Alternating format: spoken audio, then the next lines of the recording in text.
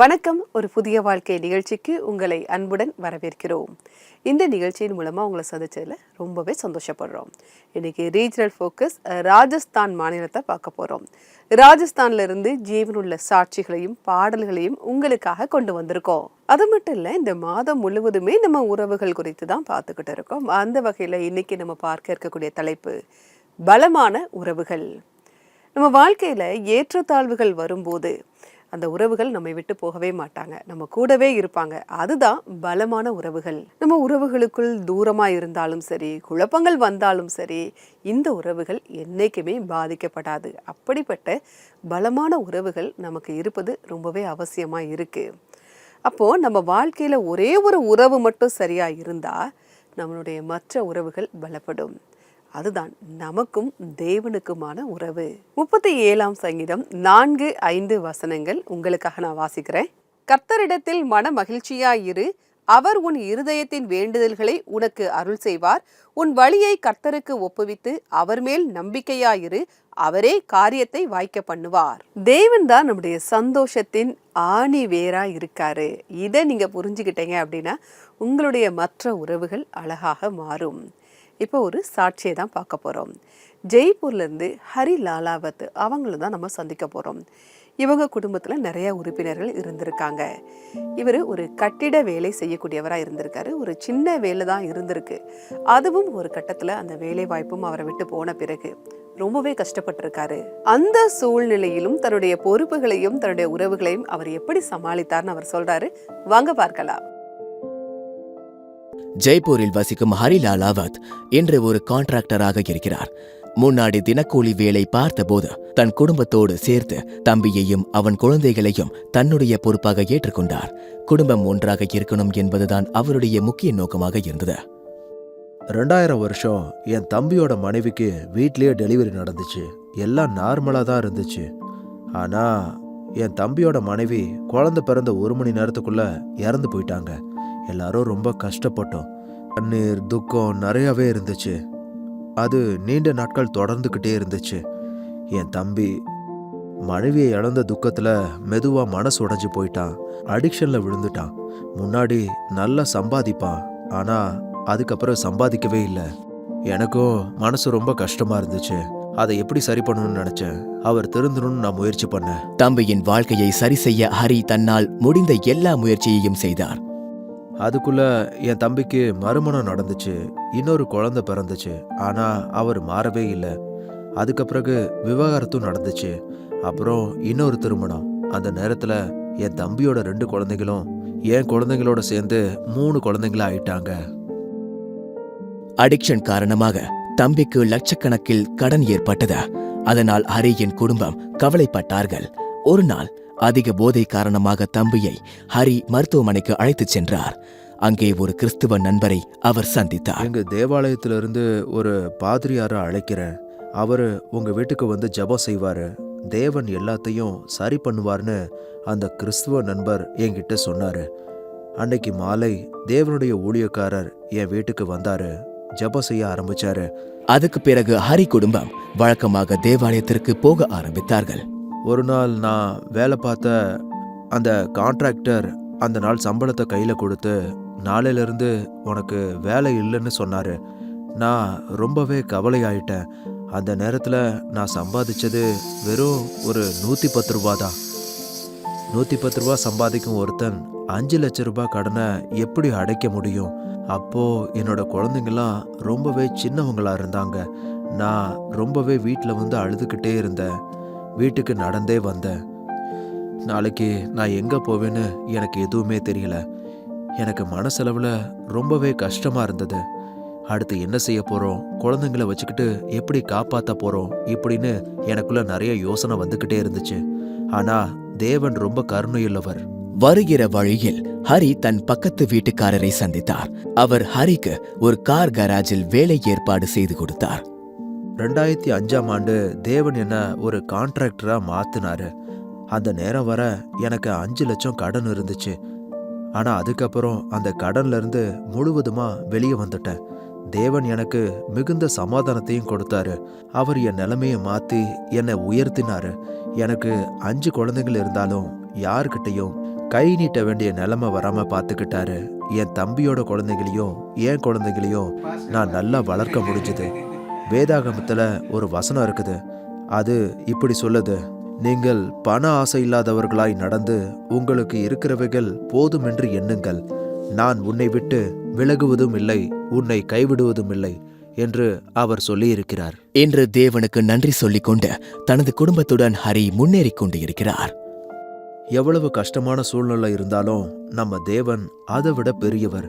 நீ நம்பிக்கையோட ஒரு படி வா, நான் 10 படி வர்றேன் அப்படின்னு தேவன் சொல்றாரு. அதுதான் என் வாழ்க்கையில நடந்தது. இன்னைக்கு வரைக்கும் தேவன் என் கூடவே இருக்கிறாரு. நான் என்னைக்குமே நம்புறேன் அவர் என் கூடவே இருப்பாரு. ஹரியுடைய சாட்சி உங்க எல்லாருக்குமே ஒரு உத்வேகத்தை கொடுத்துருக்கோம். பெரிய குடும்பம், நிறைய பொறுப்புகள் இருந்திருக்கு. ஆனாலும் இவருடைய வாழ்க்கையில தேவன் இருந்ததுனால மற்ற உறவுகள் பலப்பட்டதை நம்மளால பார்க்க முடியுது. தேவன் தான் உறவுகளின் அடித்தளம். அந்த அடித்தளம் ஸ்ட்ராங்கா இருக்கும்போது எப்பேற்பட்ட புயல் வந்தாலும் சரி, மழை வந்தாலும் சரி, வெள்ளம் வந்தாலும் சரி, அந்த அடித்தளம் ஸ்ட்ராங்கா இருக்கிறதுனால உங்களுடைய உறவுகளும் கூட இப்பேற்பட்ட ஒரு பலமாக இருக்கும். தேவன் நமக்கு கொடுத்த வரங்கள் தான் நம்மை சுற்றி இருக்கக்கூடிய உறவுகள். மனிதன் தனியா இருக்கக்கூடாது அப்படிங்கிறதுக்காக தான் தேவன் உறவுகளை தந்திருக்கிறார். அப்படிப்பட்ட உறவுகள் சில நேரத்துல சரியான புரிதல் இல்லாம, ஒரு பேச்சுவார்த்தை இல்லாம, உங்க பொறுப்புகள்னால நீங்க பேசாம இருக்கும்போது உங்களுக்குள்ள சில பிரிவுகள் வரலாம். அதற்கான முக்கிய காரணம் உங்களுக்கும் தேவனுக்குமான உறவு சரியா பலம் இல்லாம இருக்கிறது தான் காரணமா இருக்கு. உங்களுக்கும் தேவனுக்குமான உறவு பலப்பட்டு இருக்கும்போது மற்ற உறவுகள் பலம் வாய்ந்தவையாக இருக்கும். எவ்வளவு ஏற்றத்தாழ்வுகள் உங்க வாழ்க்கையில வந்தாலும் அவங்க உங்களை விட்டு பிரிந்து போகவே மாட்டாங்க. பைபிள்ல இருந்து உங்களுக்காக சில வசனங்களை வாசிக்கிறேன். மத்தேயு 5ஆம் அதிகாரம் 23, 24 வசனங்கள். ஆகையால் நீ பலிபீடத்தின் இடத்தில் உன் காணிக்கையை செலுத்த வந்து உன் பேரில் உன் சகோதரனுக்கு குறை உண்டென்று அங்கே நினைவு கூறுவாயாகில், அங்கேதானே பலிபீடத்தின் முன் உன் காணிக்கையை வைத்துவிட்டு போய் முன்பு உன் சகோதரனோடே ஒப்புரவாகி பின்பு வந்து உன் காணிக்கையை செலுத்து. நான் கூட ஆலயத்துக்கு வர்ற சில பேர்கிட்ட நான் கேட்டிருக்கேன், என்ன உங்களை போன வாரம் சர்ச்சில் பார்க்க முடியலே அப்படின்னு கேட்டிருக்கேன். ஒன்றும் இல்லைங்க, வீட்டில் சண்டை ஆயிருச்சு, அவங்க கூட பெரிய சண்டை, சரியா பேசலை, அதனால தான் சர்ச்சுக்கும் வர முடியல அப்படின்லாம் சொல்லியிருக்காங்க. உலக உறவுகள் நம்மை தேவனிடத்திலிருந்து பிரிப்பதற்காக வரல, இதை தேவன் சொல்றாரு. இது எப்போ நமக்கு புரியும் அப்படின்னா, தேவனிடத்திற்கு வரும்போது தான் இது நமக்கு புரியும். இப்போ பார்த்த வசனங்கள்ல கூட உன் மனசுல ஒரு குறை இருந்தா அப்படின்னு அந்த வசனம் போடல. உன் பேரில் உன் சகோதரனுக்கு குறை இருக்குது அப்படின்னு நீ நினைவு கூர்ந்தா அப்படின்னு அந்த வசனத்துல போட்டிருக்கு. உன் மனசுல ஒரு குறை இருந்தா அப்படின்னு இல்லை, உன்னுடைய சகோதரனுடைய மனசுல ஒன்று நினைச்சு ஒரு குறை இருக்குது அப்படின்னு உனக்கு புரிய வரும்போது நீ முதல்ல அதை போய் சரி பண்ணு. உன்னுடைய உறவுகளை முதல்ல சரி செய் அப்படிங்கிறத அந்த வசனம் சொல்லுது. ஒரு உறவினுடைய ஆரம்பம் இயேசு கிறிஸ்துவிடத்தில் வருவதுதான். அவர்கிட்ட நான் இந்த தவறு செஞ்சிட்டேன் அப்படின்னு சொல்லாத வரைக்கும் அது உங்களுக்கு சரியாகவே செய்யாது. உங்களுடைய உறவுகள் பிரிவு இருக்கு அப்படிங்கும்போது இங்கே தேவனிடத்தில் ஒப்புவிக்கும் போது, எனக்குள்ள இப்படி ஒரு பிரச்சனை இருக்கு, இதை நீங்க சரி பண்ணுங்க, இந்த உறவுகள் மறுபடியும் சரியாகட்டும், பலப்படட்டும் நீங்க கேட்கும் போதுதான் தேவன் உங்களுக்கு அதை செய்கிறார். உங்களுக்கும் தேவனுக்கும் இடையே இருக்கக்கூடிய உறவு பலப்படணும். இது ஸ்ட்ராங்கா இருந்தாதான் மற்ற உறவுகள் எல்லாமே நல்லபடியா இருக்கும். ஏதாவது ஒரு பாவம் பண்ணிட்டீங்க அப்படின்னா நம்முடைய தேவனிடத்தில் நீங்க மன்னிப்பு கேளுங்க. நீங்க அவர்கிட்ட நெருங்கி வரும்போது அவரும் உங்களிடத்தில் நெருங்கி வருகிறார். இது உங்களுக்கு கொஞ்சம் கஷ்டமா இருக்கு, எனக்கு சரியா ஜெபிக்க தெரியல, எனக்காக யாராவது ஜெபிப்பாங்களா அப்படின்னு நீங்க கேட்டீங்கன்னா உங்களுக்காக ஜெபிக்க நாங்கள் தயாராக காத்துக்கிட்டு இருக்கோம். எங்களுடைய CBN ப்ரேயர் லைன் நம்பர் 9910401010. இந்த நம்பருக்கு நீங்கள் வாட்ஸ்அப்பும் அனுப்பலாம். உங்களுக்காக ஜெபிக்க நாங்கள் தயாராக காத்துக்கிட்டு இருக்கோம். இப்போது வருவது ஒரு சிறிய இடைவேளை.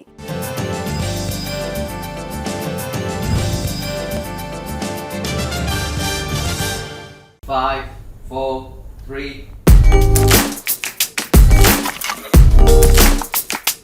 நாங்கள் ஒரு 5 நாள் இங்கே ஷூட் பண்ணோம்.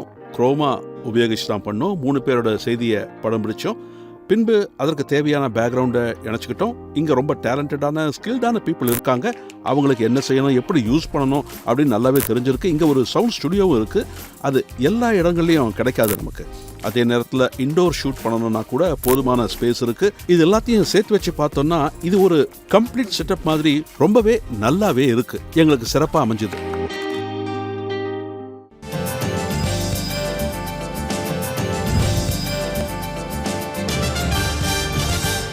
வெல்கம் பேக் டு ஒரு புதிய வாழ்க்கை. எனக்கு ரீஜனல் ஃபோக்கஸ் ராஜஸ்தான் மாநிலத்தை பார்த்துக்கிட்டு இருக்கோம்.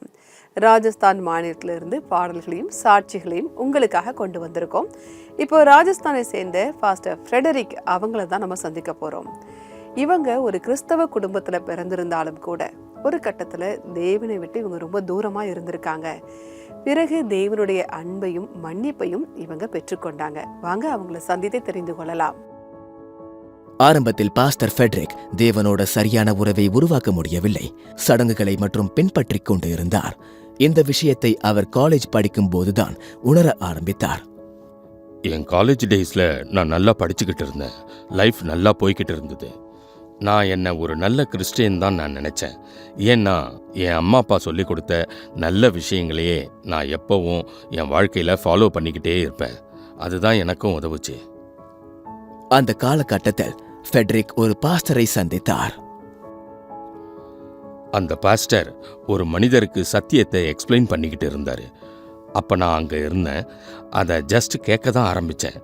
ஒரு குழந்தை கிறிஸ்டியன் ஃபேமிலியில் பிறந்திருந்தாலும் அது வளர்ந்து தன் பாவங்களுக்கு மனம் திரும்பி இயேசு கிறிஸ்துவை தன் தேவனாக ஏற்றுக்கொள்ளும் வரைக்கும் உண்மையில் அது ஒரு ட்ரூ கிறிஸ்டியனாக முடியாது அப்படின்னு சொன்னார். அவர் பைபிள்ல இருந்து நிகாதேமுவை எடுத்துக்காட்டியும் எங்களுக்கு விளக்கி சொன்னார். அது எனக்கு மனசுல நல்லா பதிஞ்சுது. இயேசு அவனுக்கு பிரதியுத்தரமாக, ஒருவன் மறுபடியும் பிறவாவிட்டால் தேவனுடைய ராஜ்யத்தை காண மாட்டான் என்று மெய்யாகவே உனக்கு சொல்லுகிறேன் என்றார். அதே மாதிரி பிலிப்பியர்லேருந்து பவுல் பற்றியும் சொன்னார். பவுல் தன்னை தேவனுக்காக வேலை செய்கிறவன் அப்படின்னு நினச்சிக்கிட்டு இருந்தார். ஆனால் இயேசுவை சந்திச்சதுக்கு அப்புறம் உண்மையை அவர் புரிஞ்சுக்கிட்டாரு. அந்த நாளில் தேவனோட வார்த்தை என் இதயத்திலையும் என் மனசுலையும் வேலை செய்ய ஆரம்பிச்சுது. நான் யோசிக்க ஆரம்பித்தேன். நான் கிறிஸ்டியன் ஃபேமிலியில் பிறந்தவன் தான். ஆனால் தேவன் சொல்கிற புதிய பிறப்பு, ரிவைவல் எக்ஸ்பீரியன்ஸ் என் வாழ்க்கையில் இருக்கா இல்லையா? அதுக்கப்புறம் என்னுடைய உள்ளத்தில் ஒரு ஸ்ட்ரகிள் ஆரம்பிச்சதுன்னு தான் சொல்லணும். அன்னைக்கு சாயங்காலமே என்னுடைய அறைக்கு போய் நான் ஜெபம் செய்ய ஆரம்பித்தேன். தேவன் என்னுடைய ஜெபத்தை கேட்டு அதை ஏற்றுக்கிட்டாருன்னு தான் நான் நிச்சயமாக நம்பினேன். அதுதான் என்னுடைய வாழ்க்கையில் ஒரு திருப்பு முன்னன்னு சொல்லலாம். அதற்கு பிறகு தேவனோட ஒரு ஸ்ட்ராங் ரிலேஷன்ஷிப் அவருக்கு உருவானது. தொடர்ந்து ஜெபத்தில் இருந்தார். தேவன் அவருக்கு புதிய வழியை காட்டினார். அப்போ நான் புரிஞ்சுக்கிட்டேன், தேவன் என்னை பெரிய சேவைக்காக கூப்பிடுறாரு. நான் என் பாஸ்டர் கிட்ட பேசினேன். நான் தேவனுக்காக சேவை செய்யணும்னு சொன்னேன். நாங்கள் மெத்தடிஸ்ட் சர்ச்சோட பைபிள் காலேஜ், லியோனார்ட் தொராயு காலேஜ், ஜபல்பூருக்கு போனோம். 1994 1998 வரை நான் பிடி படித்தேன். 1998 2023 வரை மெத்தடிஸ்ட் சர்ச்சில் பாஸ்டராக பணி செஞ்சேன். அதுக்கப்புறம் லூதியானா மெத்தடிஸ்ட் சர்ச்சில் முதலாக எனக்கு பணி கிடச்சிது. நான் அதை செய்ய ஆரம்பித்தேன். அதுக்கப்புறம் ராஜஸ்தானில் பல சர்ச்சுகளில் நான் சேவை செஞ்சேன். கடைசியாக ஜெய்ப்பூரில் இருக்கிற பிங்க் சிட்டி மெத்தடிஸ்ட் சர்ச்சில் 10 வருஷம் நான் சேவை செஞ்சேன். என் வாழ்க்கையில் ஒரு பெரிய பாரம் அப்போ இருந்தது. அந்த பாரத்தை எல்லாம் என்னுடைய பணிக்காலம் இல்லாமல் செஞ்சுது. இதுதான் என் வாழ்க்கையில் நான் கண்ட நிதர்சனமான உண்மைன்னு நிச்சயமாக நான் கண்டிப்பாக சொல்லுவேன். இன்று பாஸ்டர் ஃபெட்ரிக் மற்றும் அவருடைய குடும்பம் தேவனோட இந்த உடைக்க முடியாத உறவுக்காக நன்றியோடு இருக்கிறார்.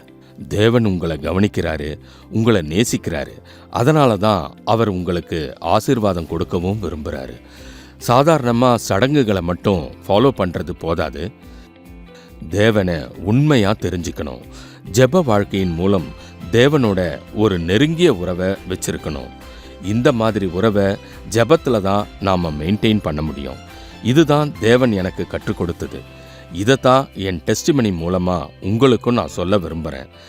தேவன் என்னை தன்னுடைய பணிக்காக தேர்ந்தெடுத்தாரு. அதுக்காக நான் மீண்டும் மீண்டும் தேவனுக்கு என் வாழ்நாள் முழுக்க நன்றி சொல்லிக்கிட்டே இருப்பேன்.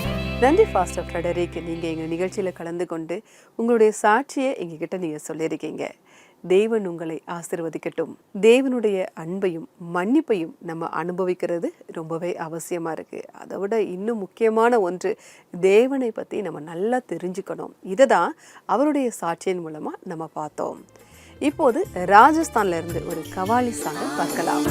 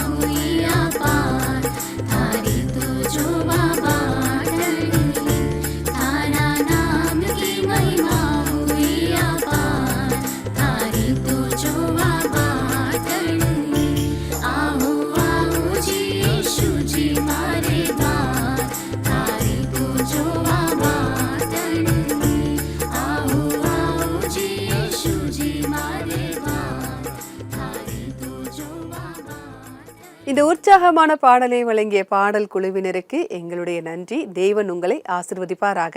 இதே மாதிரியான பாடல்கள், சாட்சிகளையும் செய்திகளையும் நீங்க பார்க்கணும் அப்படின்னா CBN இந்தியா யூடியூப் சேனல்ல வந்து பார்க்கலாம். மறுபடியும் நீங்க பார்க்கலாம், உங்க நண்பர்களுக்கும் நீங்க ஷேர் பண்ணலாம். இப்போது வருவது ஒரு சிறிய இடைவேளை. இடைவேளைக்கு பிறகு உங்களுக்காகவும் ராஜஸ்தான் மக்களுக்காகவும் ஜெபிக்க இருக்கிறோம்.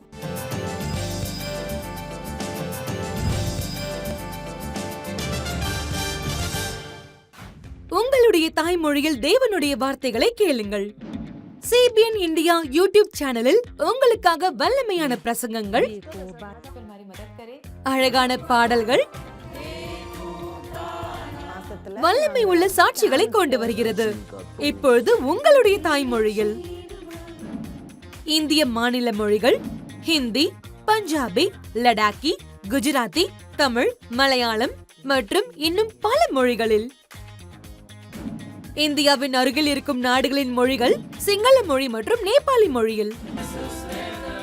எங்களுடைய ரீஜனல் பிளேலிஸ்ட் உங்கள் மனதை தொடும் விஷயங்களால் நிறைந்திருக்கிறது. இது உங்களை ஊக்குவிக்கிற விஷயங்களை பார்ப்பதற்கும், பைபிள் வசனங்களை உங்களுக்கு கற்றுத் தருவதற்கும், மேலும் உங்களுக்கு நம்பிக்கையை தருவதற்குமான ஒரு வாய்ப்பாகும். இவை எல்லாமே உங்களுடைய தாய்மொழியில் ஒரு கிளிக் செய்தாலே போதும். இன்றைய CBN இந்தியா யூடியூப் சேனலை சப்ஸ்கிரைப் பண்ணுங்கள். உங்களுடைய மனதில் நேரடியாக பேசும் நிகழ்ச்சிகளை நீங்கள் பாருங்கள்.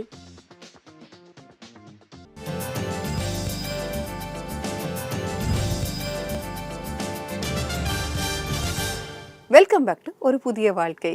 இன்னைக்கு ரீஜனல் ஃபோக்கஸ் ராஜஸ்தான் மாநிலத்தை பார்த்துக்கிட்டு இருக்கோம். அங்கிருந்து ஜீவனுள்ள சாட்சிகளையும் பாடல்களையும் பார்த்துக்கிட்டு இருக்கோம். தேவன் நமக்கு ஒரு கட்டளையை கொடுத்திருக்காரு. அது என்ன அப்படின்னா, நம்முடைய முழு மனதோடு முழு ஆத்மாவோடும் அவரை நம்ம நேசிக்கணும். அதே மாதிரி அடுத்தவங்களையும் நேசிக்கணும். ஒருவேளை நீங்க தேவனை முழு மனதோட நேசிக்கல அப்படின்னா அடுத்தவங்களையும் உங்களால நேசிக்க முடியாது. இயேசு நம்மேல் வைத்த அன்பின் காரணமாக அவர் தன்னையே நமக்காக கொடுத்திருக்கிறார். இதே அன்பு உங்ககிட்ட இருந்தாதான் நீங்க மற்றவங்களுக்காக கொடுப்பீங்க. உங்களுக்கும் தேவனுக்கும் இடையே இருக்கக்கூடிய உறவு பலப்பட நம்ம இப்போ ஜெபிக்க போறோம். இந்த உறவு பலமா இருந்தா உங்களை சுற்றி இருக்கக்கூடிய மற்ற உறவுகள் பலப்படும். பிரிவுகள் இருந்தாலும் மறுபடியும் இணையும். வாங்க நம்ம ஜெபிக்கலாம். அன்பின் பரலோக பிதாவே, இந்த நேரத்திற்காக நன்றியோடு உம்மை துதிக்கிறோம் அப்பா. நிறைய நேரம் எங்க மனக்கதவை திறக்காம நாங்க இருக்கோம். ஆனாலும் பொறுமையோடு எங்களுடைய மனக்கதவை நீங்க தட்டிக்கிட்டே இருக்கீங்க ஆண்டவரே. அப்பா, நாங்க உங்களுடைய மனக்கதவை திறக்க நீங்க எங்களுக்கு உதவி செய்யுங்க. இந்த நேரத்தில் ஜெபித்து கொண்டிருக்கிற ஒவ்வொருவருக்கும் உங்களுடைய சந்தோஷத்தையும் சமாதானத்தையும் தாங்க. அண்ணன், தங்கை, அப்பா, அம்மா, ஆண், பெண் யாராக இருந்தாலும் உங்க அன்பில் இருந்து தூரமா இருந்தா இன்னைக்கு அவங்க உங்களை தெரிந்து கொள்ளட்டும். உங்க மீது அன்பு காட்டட்டும் அப்பா. உங்களுக்கும் அவங்களுக்குமான உறவு பலப்படட்டும் சுவாமி. இது அவங்கள சுற்றி இருக்கக்கூடிய உறவுகளிலும் பிரதிபலிக்கட்டும் ஆண்டவரே. கிறிஸ்து இயேசுவில் இருந்த சிந்தையே உங்களிலும் இருக்க கடவுதை நீங்க சொல்லியிருக்கீங்க. அப்படிப்பட்ட சிந்தையை நாங்கள் பெற்றுக்கொள்ள நீங்க எங்களுக்கு உதவி செய்யுங்கப்பா. இந்த நேரத்துல ராஜஸ்தான் மக்களுக்காக உங்களுடைய சமூகத்தில் வருகிறோம். அவங்கள ஆசீர்வதிங்க. அவங்க செய்யக்கூடிய தொழிலை நீங்க ஆசீர்வதிங்கப்பா. அப்பா, உங்களுடைய நாமம் மட்டுமே மகிமைப்படட்டும். நீர் இயேசுவின் மூலமா ஜெபம் கேளும் பரமபிதாவே. ஆமேன், ஆமேன். நம்ம வல்லமையான தேவனிடத்தில் ஜெபித்திருக்கிறோம். நிச்சயமாகவே அவர் உங்களுக்கு உதவி செய்கிறார். இப்போது இன்றைக்கான பைபிள் வசனம் என்ன அப்படிங்கிறத பார்க்கலாம். நானே திராட்சை செடி, நீங்கள் கொடிகள். ஒருவன் என்னிலும் நான் அவனிலும் நிலைத்திருந்தால் அவன் மிகுந்த கனிகளை கொடுப்பான். என்னை அல்லாமல் உங்களால் ஒன்றும் செய்யக்கூடாது. யோவான் 15:5. நம்முடைய தேவனிடத்தில் நாம் நிலைத்திருக்கும் போதுதான் நம்ம நல்ல கனிகளை கொடுப்போம். நம்முடைய உறவுகளும் கூட பலப்படும். நிகழ்ச்சியுடைய நிறைவு பகுதிக்கு வந்துட்டோம். இன்றைக்கான நிகழ்ச்சி உங்களுக்கு ஆசீர்வாதமாக இருந்திருக்கும்னு நான் கர்த்தருக்குள்ள விசுவாசிக்கிறேன். நாளைக்கு இந்த மாதத்தின் கடைசி நாள். இந்த தீமை நம்ம முடிக்க போறோம். அதுவரை கர்த்தருடைய கிருபை உங்கள் அனைவரோடும் கூட இருப்பதாக. God bless you.